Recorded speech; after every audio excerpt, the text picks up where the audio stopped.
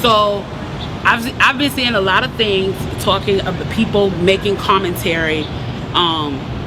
Interestingly enough, the ones I've noticed that have been making the commentary are wealthy black people making the commentary about we should not be rioting, we should not be looting, we should not be tearing up our own communities. And then there's been an argument of the other side of we should be hitting them in the pocket. We should be focusing on the blackout days where we don't spend money. But, you know, I feel like we should do both. And I feel like I support both. And I'll tell you why I support both. I support both because when you have a civil unrest like this, there are three types of people in the streets. There are the protesters, there are the rioters, and there are the looters. The protesters are there because they actually care about what is happening in the community. They want to raise their voices, and they are there strictly to protest. You have the rioters who are angry, who are anarchists, who really just want to fuck shit up, and that's what they're going to do regardless. And then you have the looters. And the looters almost exclusively are just there to do that, to loot. Now, people are like, well, what did you gain? Well, what did you get from looting? I think that as long as we're focusing on the what, we're not focusing on the why, and that's my issue with that. As long as we're focusing on what they're doing, we're not focusing on why they're doing. And some people are like, well, those aren't people who are legitimately angry about what's happening. Those are people who just want to get stuff. Okay, well then, let's go with that. Let's say that's what it is. Let's ask ourselves why in this country in 2020, the financial gap between poor blacks and the rest of the world is at such a distance that people feel like their only hope and only opportunity to get some of the things that we flaunt and flash in front of them all the time is to walk through a broken glass window and get it. That they are so hopeless that getting that necklace, getting that TV, getting that change, getting that bed, getting that phone, whatever it is that they're going to get, is that in that moment when the riots happen and if they present an opportunity of looting, that's their only opportunity to get it. We need to be questioning that why. Why are people that poor? Why are people that broke? Why are people that food insecure, that clothing insecure, that they feel like their only shot, that they are shooting their shot by walking through a broken glass window to get what they need? And then people want to talk about, well, there's plenty of people who pulled themselves up by their bootstraps and got it on their own.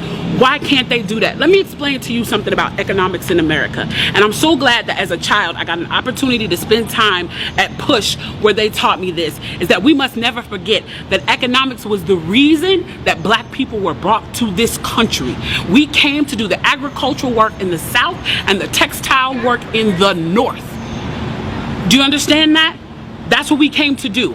We came to do the agricultural work in the South and the textile work in the North. Now, if I right now decided that I wanted to play Monopoly with you, and for 400 rounds of playing Monopoly, I didn't allow you to have any money, I didn't allow you to have anything on the board, I didn't allow for you to have anything, and then we played another 50 rounds of Monopoly, and everything that you gained and you earned while you were playing that round of Monopoly was taken from you. That was Tulsa, that was Rosewood. Those are places where we built black economic wealth, where we were self-sufficient, where we owned our stores, where we owned our property, and they burned them to the ground.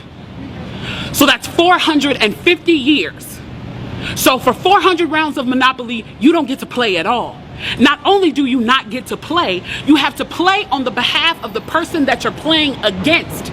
You have to play and make money and earn wealth for them, and then you have to turn it over to them. So then for 50 years, you finally get a little bit and you're allowed to play. And every time that they don't like the way that you're playing, or that you're catching up, or that you're doing something to be self-sufficient, they burn your game. They burn your cards. They burn your Monopoly money.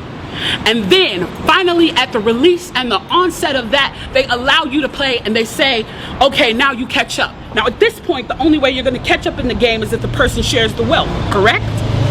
But what if every time you share the wealth, then there's psychological warfare against you to say, oh, you're an equal opportunity hire.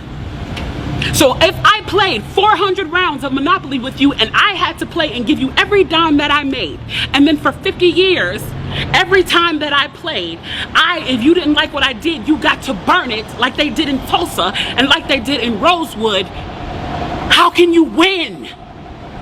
How can you win? You can't win. The game is fixed. So when they say, why do you burn down the community? Why do you burn down your own neighborhood? It's not ours.